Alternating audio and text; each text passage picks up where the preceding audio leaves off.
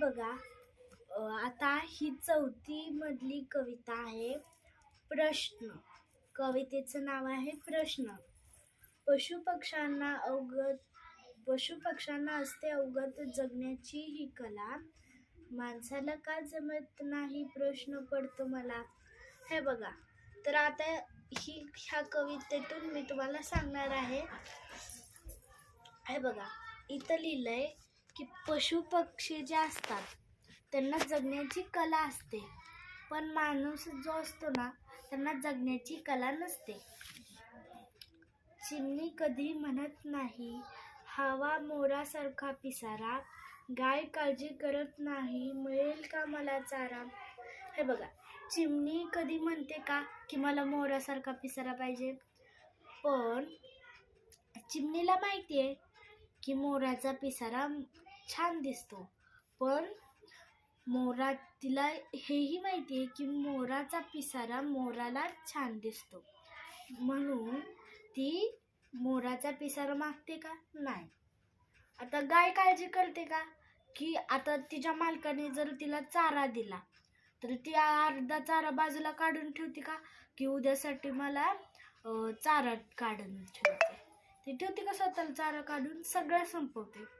ती काळजी करत नाही की मला उद्या चारा मिळेल का. कोकिळा कधी म्हणत नाही काळा का माझा रंग, तो तर आनंदाने गाण्यात असतो दंग.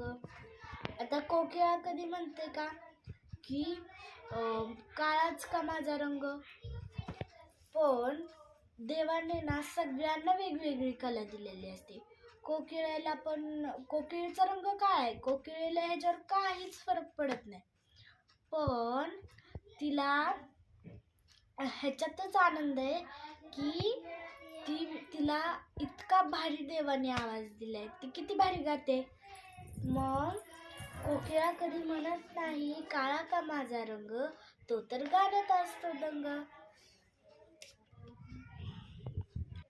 बैल कधी म्हणत नाही मीच का राबू, कावळा कधी विचारतो का वापरू कुठला साबू, म्हणजे साबण.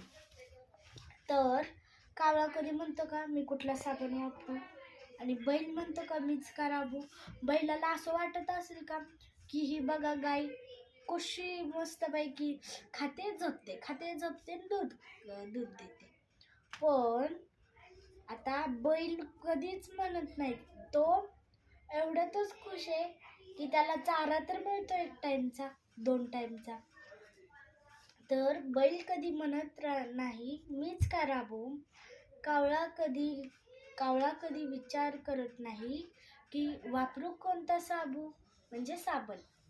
तर कावळा कधी म्हणतो का माझा रंग काळा आहे, तो बैलाला विचारतो का बैला माझा रंग काळा आहे, मी कोणता साबण वापरू, तू कोणता साबण वापरतो रे.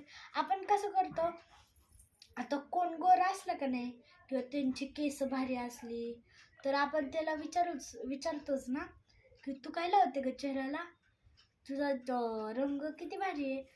आणि जर केसाचं आता दुसऱ्याची केस चांगली असली तर आपण कसं विचारतो की तू काय लावते ग केसाला. माणसाच्या डोक्यात हेच विचार असतात नेहमी, हे घ्या ते घ्या, पण पशुपक्ष्यांना जगण्याची खूप छान कला असते.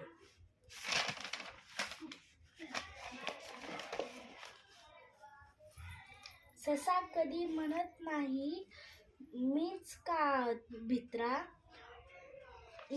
भित्रा, वाघोबाचा शूरपणा मागत नाही कुत्रा.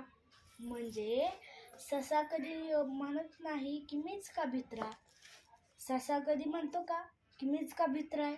वाघोबाचा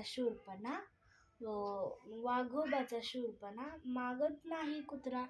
आता बघा, ससा कधी म्हणत नाही मीच का भित्रा.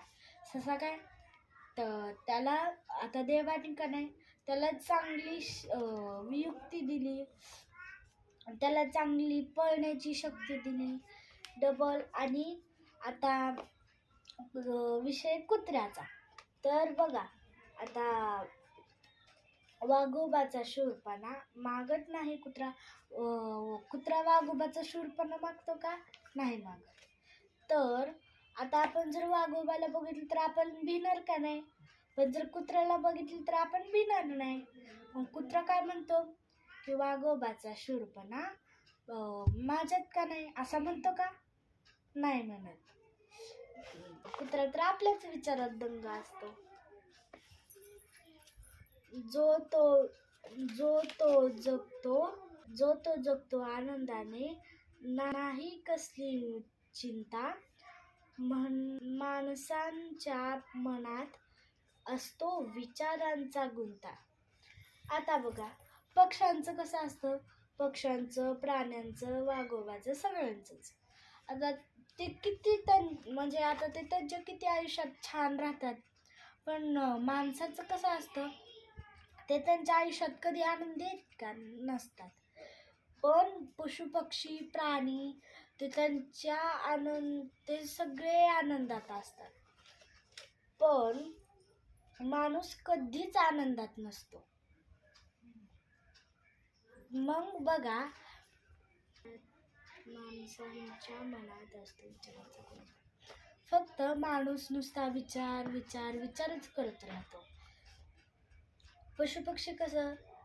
ते किती आनंदात असतात. फक्त माणसाच्या डोक्यात विचारांचाच गुंता असतो.